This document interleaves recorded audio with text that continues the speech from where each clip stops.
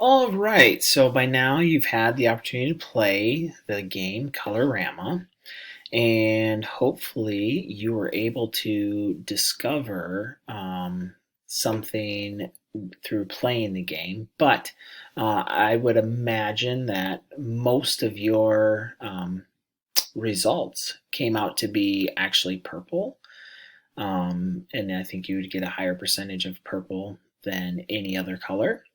But I guess we're going to find out, and I can't wait to see the discussion that happens with all of this. So, what we're really looking at is the question for this is Color-rama fair? And the way mathematicians consider something fair is if each outcome has an equal chance of happening. So, we wanted to make a discovery while playing Color-rama. Is this a fair game?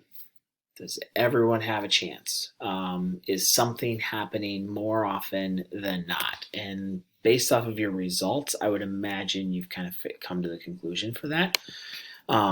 So some things to just think about and consider with this, because we want to get you thinking, just using your math brain and developing, is this game fair, and justify what you think.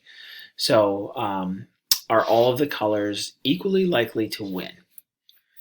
And I think you can probably answer that based off of your results that you had. What are the possible outcomes in Color-rama? What are all the outcome combinations of heads and tails? What fraction could describe your chances of getting a particular color? Which fraction, or what ratio? Ratio is another word for fraction.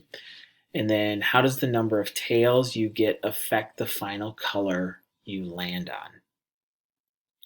And why are some outcomes impossible? You know, are there some that are impossible? I'd really be curious to know what some of you think about that. So check out the Jamboard. Can't wait to see the discussion there. You guys are doing a fantastic job. All right, keep it up.